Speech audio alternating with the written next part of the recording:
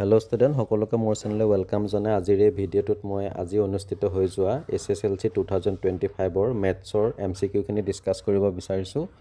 আশা কৰোঁ তোমালোকৰ সকলোৰে পৰীক্ষা ভালেই হৈছে, পঢ়ি যোৱাখিনি আহিছে।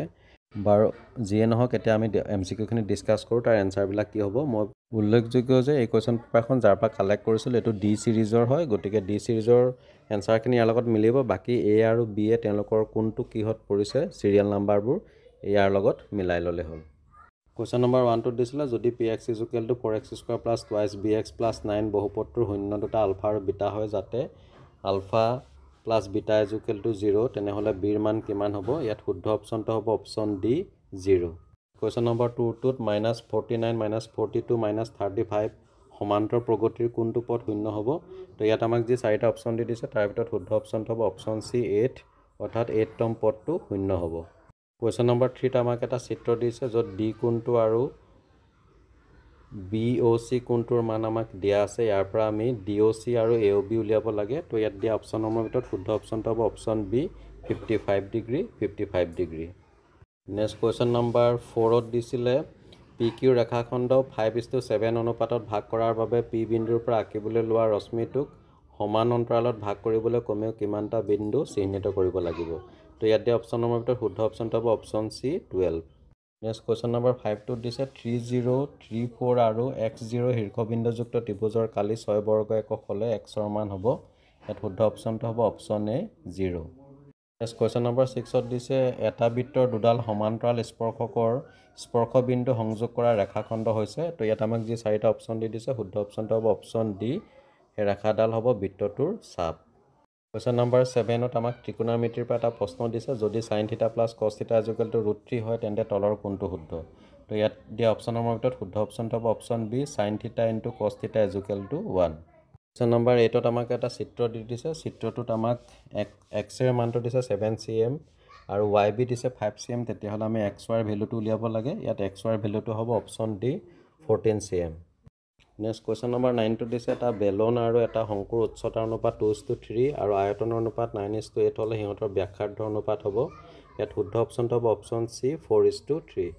নেক্সট কুৱেশ্যন নম্বৰ 10ত দিছে যদি 11, 12, 14, 15, 16, 17, 19, 20, 21ৰ তথ্যসমূহৰ পৰা 21 বাদ দিয়া হয় তেনেহ'লে নতুন তথ্যসমূহৰ মাধ্যমৰ হ্ৰাস হ'ব। ইয়াত শুদ্ধ অপশ্যনটো হ'ব option C 0.5। Next question number 11ত দিছে যদি তিনিটা মুদ্ৰা একেলগে টছ কৰা হয় তেন্তে ফলাফলৰ সংখ্যাটো হ'ব। ইয়াত শুদ্ধ অপশ্যনটো হ'ব option B 3। Next question number 12ত দিছে 8ৰ ঘনমূল যোগ 27ৰ ঘনমূল যোগ 64ৰ ঘনমূলৰ মান হ'ব। এটা একেবাৰে চিম্পুল। শুদ্ধ অপশ্যনটো হ'ব অপশ্যন ডি 9। কুৱেশ্যন নম্বৰ 9ত আমাক চাৰিটা সংখ্যা দি দিছে তাৰ ভিতৰত কোনটো সংখ্যা পৰিমেয় আমি বাচিব লাগে। ইয়াত দিয়া অপশ্যনসমূহৰ ভিতৰত শুদ্ধ অপশ্যনটো হ'ব অপশ্যন বি √3/3 × √5। কুৱেশ্যন নম্বৰ 14ত দিছে px = x³ + 4x² - 28x + 2 বহুপদটোক x + 1ৰে হৰণ কৰিলে ভাগশেষ কিমান হ'ব। ইয়াত শুদ্ধ অপশ্যনটো হ'ব option C 8। Next question number 15ত এটা বহুপদ ৰাশিৰ লেখটো x অক্ষক দুটা বিন্দুত কাটে আৰু y অক্ষক এটা বিন্দুত কাটে তেনেহ'লে বহুপদটোৰ শূন্যৰ সংখ্যা হ'ব। শুদ্ধ অপশ্যনটো হ'ব অপশ্যন 2 এটমষ্ট 2, অৰ্থাৎ খুব বেছি 2। নম্বৰ 16ত আমাক চাৰিটা সমীকৰণ দিছে। তাত দিছে যে তলত দিয়া সমীকৰণবিলাকৰ কোনটো দুটা চলকযুক্ত ৰৈখিক সমীকৰণ। ইয়াত শুদ্ধ অপশ্যনটো হ'ব option B 5x - 2y = 0।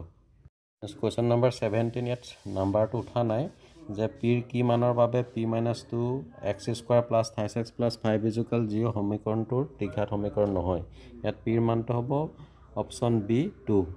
Next question number 18 ax² + bx + c = 0 alpha = ≠0 সমীকৰণৰ মূলবোৰ বাস্তৱ আৰু অসমান বিবেচিকা ডিৰ বাবে কোনটো মানৰ বাবে এইটো সত্য। ইয়াত শুদ্ধ অপশ্যনটো হ'ব option B d > 0।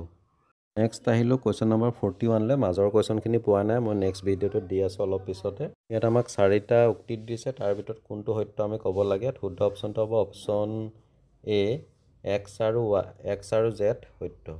Next question number 42 দিছে এটা দ্বিঘাত বহুপদ px = x² + bx + c ৰ শূন্য দুটা আলফা আৰু বিটা যদি আলফা + বিটা = 7 আৰু α² বিটা² = 29 হয় তেন্তে b আৰু c ৰ মান হ'ব।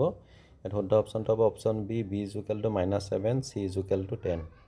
নেক্সট 43 দিছে যদি এটা বহুপদ px = ax³ + bx bx square plus cx plus ডিৰ মান x ইজুকেল টু 0ৰ বাবে 10 আৰু x ইজুকেল 1ৰ বাবে 15 হয় তেন্তে a plus b plus c ৰ মান কিমান ইয়াত শুদ্ধ অপশ্যনটো হ'ব option c 5 next question number 45 4x minus y minus 8 equal to 0 আৰু 2x minus 3y plus 6 equal to 0 সমীকৰণৰ লেখ দুটাই x অক্ষৰ সৈতে উৎপন্ন কৰা ত্ৰিভুজটোৰ শীৰ্ষবিন্দুবোৰ হৈছে শুদ্ধ অপশ্যনটো হ'ব option b -30 34 20 next question number 45 যদি x equal to 2 y equal to 3 আৰু px plus 2y minus 10p equal to 0 ৰেখা দুটা এটা বিন্দুত মিলিত হয় তেন্তে p ৰ মান কিমান ইয়াত p ৰ মানটো হ'ব অপশ্যন d 3/4 ডিয়াৰ ষ্টুডেণ্ট এয়া আছিল আজি অনুষ্ঠিত হৈ যোৱা মেট্ৰিক পৰীক্ষাৰ মেথছ পেপাৰখনৰ কেইটামান MCQৰ উত্তৰ বাকীখিনি মই অলপ পিছতে নেক্সট ভিডিঅ'টোত দি আছোঁ এইটো হৈছে ডি ছিৰিজৰ নেক্সট চি ছিৰিজৰ গোটেইকেইটা প্ৰশ্নৰ উত্তৰ 1/45 লৈকে অলপ পিছতে দি আছোঁ